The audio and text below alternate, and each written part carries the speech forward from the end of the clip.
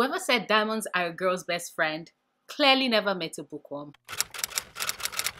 So yes, I'm back with another book haul. Some of them are books my friend sent to me as an early birthday present. It's my mother birthday. I am still in awe and I'm so happy because, oh my god, yes, it's almost my birthday. So yes, some of you all sent me books and I got some books for myself and I'm like, yo, let me do a book haul because books, people, books. I'm the Glob Glow Gabgala.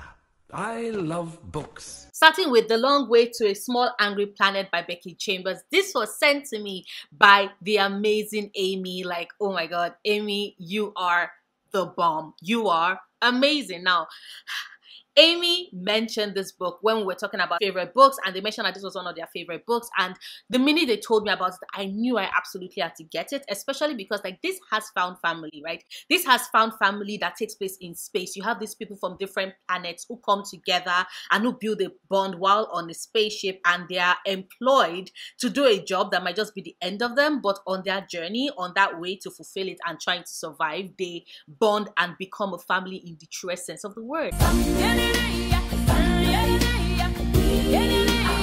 This has everything I absolutely adore. Your girl is a Trekkie. I would always be a Trekkie, and just families on a spaceship in space, finding new worlds and new discoveries and just trying to survive is my jam, is my kryptonite. And Amy sent me this, and they also sent like a little note. It's so cute. It was like, happy birthday, Nori. I wish for you so much happy reading. Amy, you are generous and you are the best. Thank you so much. Next, I got House of Salt and Sorrows by Erin A. Craig. Now, this,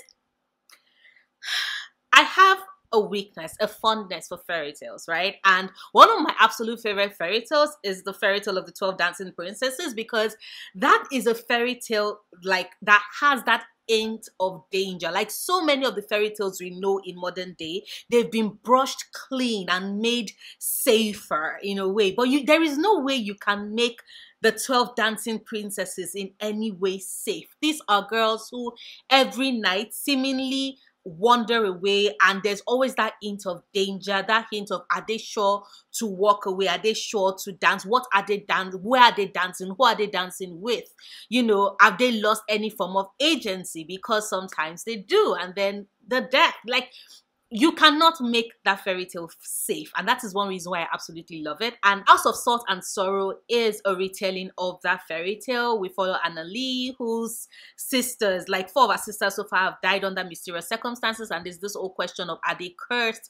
And also she knows that her sisters have a secret. They're always going to go and dance with some people, and she's like, who are you dancing with? Should she join them? Should she stay away? Like that hint of danger, that cursed manor by the sea. I absolutely adore this. I wanted to read this ever since it came out, and the amazing Kiri sent me this. Thank you so much, Kiri. This is so kind and so sweet and so generous. And next, there's the Magnegian, translated by Lady Charlotte Guest. This was sent to me by Ollie, and she sent it to me because I am a big fan of mythology, and she was like, yo, Celtic mythology, you interested? I'm like, of course, hell yeah. So she sent this to me, and I'm just really excited because, I repeat, it's Celtic mythology before predating the Christian era, when they came and changed everything. And I'm always very interested in seeing just how, you know, things were and the religions of the land before Christianity came and spread its tentacles, because there are so many. For example, let me give an example, right? In Nigeria, in Yoruba culture and tradition, there is the God issue. Now, when Christianity came, after they examined Yoruba culture and Yoruba religion, and they were like, they needed a God, a representation that would going to be the demonized, you know, represent the devil, evil, and all of that. They looked at the pantheon of Yoruba gods and chose Eshu to become the devil. So in Yoruba, when people are talking about the devil, they say Eshu, which is sad because the pre-Christian Yoruba pantheon had Eshu be the god of tricksters and the god of crossroads. So it was like Hermes.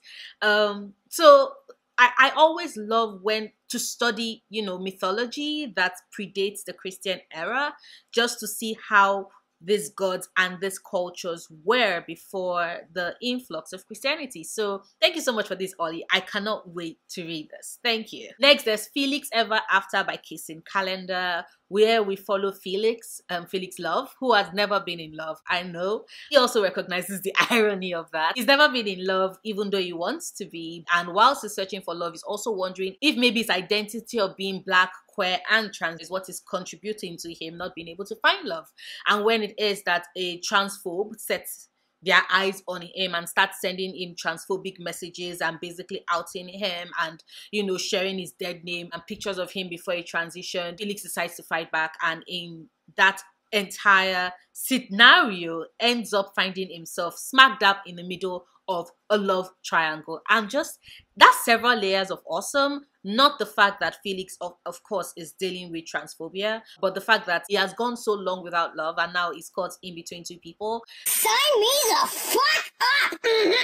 Good shit! Good shit! That's some good shit right there, right there! If I do say so myself, I say so! That's what I'm talking about right there! Right there! Right there! It just sounds amazing. I cannot wait to read it. So many people have said such great things about this book and about Casey Calendar's writing. Like, they said that their writing is just so real and like so guttural, punch in your gut type realness, and I am ready for it. But I don't know who sent me this. That's the thing. It did not come with a card or a note, nothing. And I'm just heartbroken because I want to be able to say thank you. Like, oh my God, I have wanted to own this book ever since I read the synopsis, and thank you so much. Who is it? Let me say thank you. I want to say thank you, but yes, I got Felix Ever After. I'm just, that cover, I just love the fact that it has a crown of flowers on his head and all over his body. Like, he's also got tattoos, which you all know how much I love tattoos. Well, yeah, Felix Ever After. Thank you so much, whoever sent me this. Next, someone sent me Red Rising by Pierce Brown. Firstly, there is no notes. It comes legit with no notes. Do you know how heartbreaking? I have wanted this entire series for like forever, and I've kept staring at it, and I have it in my wish list, and I'm like, oh my God, I need to buy the series. I need to buy the series, and I've not been able to buy the series. So imagine my surprise when this arrived, and oh my God, someone sent me Red Rising by Pierce. Oh God damn. Okay. You all know I have a weakness and a fondness for revenge story, and in this we follow Darrow, who has been a red all his life, and he's not minded this life of servitude and grunge work, you know, living beneath the surface, drilling and digging, because he believed that, oh, it is together with what he does and the rest of the red cast does that is like making the surface livable for their children. So he's willing to sacrifice his life for their children. But when it is that it discovers and learns that, oh, humanity reached the surface ages ago. In fact, they've built a sprawling empire across the surface, and the Reds are basically slaves to the Federation. He vows vengeance. He gets into this elite school of the Golds, where the Golds are the ruling class, and he's going to become one of the Golds just so that he can enact his revenge. And you all know revenge fantasy just makes my day. It butters my biscuits. It waters my plants. It makes my skin all glowing. It makes me feel like I'm floating, and I'm just like, oh my God. Ooga chaka, ooga, ooga, ooga chaka, ooga. Also, I heard that this book is bloody, and I'm like, yes, please. Oh my God. Whoever sent me Red Rising, thank you. I'm gonna get emotional. I'm so blessed with all these gifts I got. I'm going to be emotional anyway, but yeah, thank you so much. I can't wait to read this. I have Red Rising. Next I got yes, I got Enowers. The Enowers by Adiba Jagoda. Now, firstly, this was sent to me by my very good friend Sarah with an H. I would explain why I'm saying Sarah with an H soon. But anyway, this was sent to me by my very good friend Sarah with an H. I am... This book, one, has girls in love with each other. And you all know how much I'm here for that gay shit. Like, I live for that gay shit. So we have two girls in love with each other. Nishat's parents, they want her to not be a lesbian, but the heart wants what the heart wants. And when an old childhood friend returns and Nishat finds herself falling for her friend, she has to deal with that. She also has to deal with the fact that because her school wants them to do a competition of businesses, she starts a henna business, and so does Flavia. And she also has to do with liking Flavia, but also being aware of the fact that Flavia's choice of a henna business is cultural appropriation, because Flavia's culture does not possess within it henna, like making henna, doing henna. And I always find that I find that very intriguing, and definitely a conversation that should be had, because a lot of the times when we talk about cultural appropriation, we tend to look at it from the lens of white people with people of color. But what do you do when it is two people of color that are engaged and involved in that? And when one culture does have henna central to it and another culture does not, and you have another person of color who is coming in to take that, you know, how do you navigate that space? And I'm really, really excited to read this. Sajid over at Books Are My Social Life did an interview with Adiva for Quarantine Pages, and that interview was just phenomenal. I'm going to leave their channel name down in the description bar, so go check it out. I'm also going to leave the link to the interview they had with Adiba. It is just mind-blowingly good. Oh my god. When I say my heart is just filled and I'm just so happy. 'Cause I'm happy. Clap along if you feel like a room without a roof. Like, I'm through the roof. This is thank you so much, Sarah. I am so thankful. And I know it's one of your favorite books of 2020, and I cannot wait to read it so I can school with you about it. Thank you for getting this for me. Now, the reason why I was specific to say Sarah with an H is because technically I have 3 friends that are called Sarah. 2 of them are Sarahs with an H, and one of them does not have an H in her name, and that is the Sarah without an H that got me An Unkindness of Ghosts by River Solomon. If you all saw my fuck ableism video for the fuckathon prompt, I mentioned An Unkindness of Ghosts, and I was just like, it would be so great to read this. And Sarah was like, yo, I got you, boo, I got you. And she came through, because An Unkindness of Ghosts, I have never read a River Solomon book, but I have heard that they are phenomenal, that their writing is phenomenal, that everything, that there's so much layer and unpacking trauma present in their books. And I have been wanting to read this ever since, and just having this in my hand, Sarah, I'm crying, I'm emotional. Oh my god. Thank you so much for your generosity. So in this we follow Asta. Asta is on a spaceship that has been segregated to resemble the antebellum South, and for generations that has been the case. The status quo has remained the same until Asta realizes that she has the power to help her people break free by sowing in the seeds for a civil war. And I've heard that this book will be like a punch in the throat, and my throat is ready and laid bare, and I am so through the roof. Thank you so much. So much, Sarah. Thank you. Now, I do not know if you were also the one that sent me Arabian Nights. Yes, the ones that was translated by Hussein Adaway. I don't know if you sent me this, but if you sent me this, oh my god. Mythology is my kryptonite, y'all. I bow and I worship at its feet. I'm nothing but a loyal servant to mythology. And Arabian Nights, the tale of Shahrazad, has fascinated me and engaged me. I've known pockets of the story, but I've never had a collection that has every single thing in one volume, and I have wanted to own it for forever. I've been like, oh yes, this is a dream to get to eventually, and now I hold it in my hands. I own the Arabian Nights in my hands, and I'm just so, oh my god. Sarah, if this is you,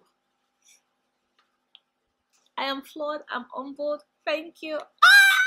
If this is not Sarah, if this is somebody else, oh my, your generosity. You made Noria, present Noria, and you made 9-year-old Noria who devoured every form of mythology she could find. You've made us both happy. I'm certain if I could travel through time and space and be able to tell younger me that one day you're going to hold this book in your hand, she will be like, ah, because I'm like, ah, so like, thank you so much. Oh my god, ah, I'm so happy. Now on to the books I got for myself. Empire of Gold by S.A. Chakraborty. Yes, yes, yes. Like, I'm still. This is the third book in the Devabad trilogy, and based off of where we stopped in Kingdom of Copper, I have been holding my breath and dying for this book, and now she's here. She's gorgeous. She's in my hands. It's the UK cover because your girl prefers the UK cover to the US cover, so I got them in the UK covers. Like ever since the first book came out, I've been buying them in the UK covers. Here it is. I have all the UK covers, right? So here you have City of Brass. You have Kingdom of Copper, and you have Empire of Gold, and they match. I'm sorry, I think that the UK covers are stunning, more stunning than the US cover. Like, look at this. Isn't that stunning? I'm not going to say what is like the synopsis of this because for me to do that, I will spoil things from City of Brass for you. But just if you love Middle Eastern mythology, you should totally pick this series of the Devabad trilogy. I just absolutely adore it. Nari is queen, and I cannot wait to see how S.A. Chakraborty concludes her story in this book. Next, I got Mexican Gothic by Silvia Moreno Garcia. I read Silvia's Gods of Hate and Shadow, and that book, the world building, the story in that, I'm just but my only complaint about that book was that it was too short. I felt like she needed way more pages than she employed in telling that story. And I'm holding Mexican Gothic, and in the pictures this book looks big, but see, it is a small book. It is the lightest book. Maybe it's because I just finished lifting Empire of Gold, but this is a small book and I'm just terrified. But I'm terrified because I'm like, oh my god, please tell me she's going to do justice to this book. But I have faith. I have absolute faith. This is meant to be gothic and slightly creepy because Noemi's cousin has written to her to ask for help, and when she gets there she uncovers mysteries like with her cousin's husband and her cousin's husband's father and the younger brother, and the house itself that seems to be sending her premonitions of blood and gore and doom, and it's just sneaking in and just invading every aspect of her dreams, both waking and asleep. And I'm just like, this is going to be a great book to read. My question is, I might hold off until October to read it because all the creepy books on my list that I've been wanting to read, I'm like, yo, I can wait one more month. Like, rather than read them in September, I can read them in October and just scare the living shit bejesus out of myself in October. I might just do that. But look at that cover. Isn't that the most beautiful, gorgeous? Like, Mexican Gothic has... Silvia Moreno Garcia is blessed with beautiful covers. Like, just the taste, the eyes. Gorgeous. Next, I got The Stars and the Blackness Between Them by Juanada Petres. I did attend the Quarantine Pages interview that my very good friend Jerry had with Juanada. I'm going to leave the link of that interview as well in the description bar. You should totally go check it out and tell me that interview will not have you immediately ordering this book, because that's the reason why I got this book. I'm like, yo, I need me. This is also gay. Like, you all know, I'm sorry. I like being surrounded by gay. Like, this is gay. This is gay, and it's a story told like between two black girls. One of them was living in Trinidad, but when her mom catches her with her girlfriend, a secret girlfriend, she ships her to the United States. So in that, I get like a connection to the loves and lives of Roxana Ali with regards to that. But in the States, she meets Mabel, whose father and her father are friends, and Mabel falls for her. They fall for each other, but then Mabel is diagnosed with an illness, and apparently this is just beautiful and heartbreaking and heartwarming and sad at the same time. And I'm ready to shed a lot of tears, and I'm also ready to marvel at the elevation of another's storytelling. And I'm ready to lose myself in love and cry and weep and also smile and be happy and also celebrate, because I repeat, it's two black girls in love. And just, I am ready. I am absolutely ready. Also, this book, look at that. Isn't that gorgeous? The books in this haul, gorgeous covers. Gorgeous. That is sexy. Next, I also got Big Friendship How We Keep Each Other Close by Aminata Sao and Friedman. Both of them are the voices of the podcast Call Your Girlfriend. Now, my best friend and I have been best friends for the last 13 years. She's as integral a part of me as I am to her. I know that the Noria you see sitting before you today, having this conversation with you, would not be here if not for her. We have survived, we have thrived. I absolutely adore her, but she's also currently getting a doctorate and I've missed her. But this book is all about, the fact that a lot of people talk about friendships, especially friendships between women, but we never talk about exactly what you have to put into it to remain friends for the long haul. And I am focused on not losing that friendship. The 13 years is a long time, but I want to, 30 years from now, I want to be able to say, oh, this has been my best friend of almost 50 years. So, and I'm willing to put in the work. And that's the reason why I got this book. Also because it just seems like a love letter to female friendships. And that is also something that I actively am engaged in. Assassin's Fate by Robin Hood. I mentioned that this was the last book because I showed you my Realm of the Edelin books because I bought all the 5 series in that world. I bought them all. I have not read one. I only know the synopsis for the very, very, very, very first book, which is Assassin's Apprentice. That's all I read. The other ones, I'm just like, I'm absolutely blank. I do not want to be spoiled in any way, shape, or form. But this was the last book in the Elderling Realm series that I needed to complete, and it has arrived. And look at that. Look at that. I honestly wish this camera could capture the beauty of this book because this book is gorgeous. I wish honestly that this camera could capture its beauty. It's just it's stunning. It has gold foiling and it shines like gorgeous. And finally I got this tiny little book. It's the little book of self-care for Leo, Simple Ways to Refresh and Restore According to the Stars by Constance Stellis.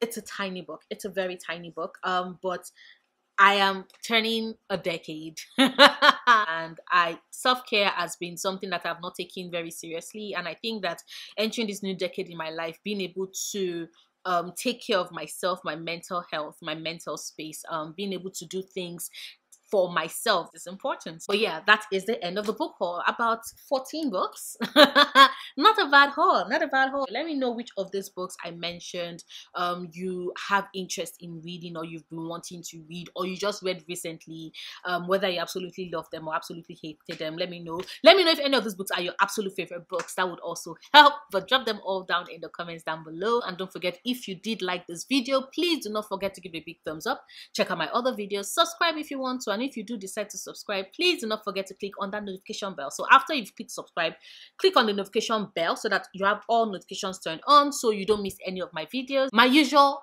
upload days and times are Wednesdays and Sundays at 2 p.m. EST. So yes, every Wednesday and Sundays at 2 p.m. EST, you'll be finding a new video from me, myself, and I. So until next time, stay passionate, love books, love yourself. Bye.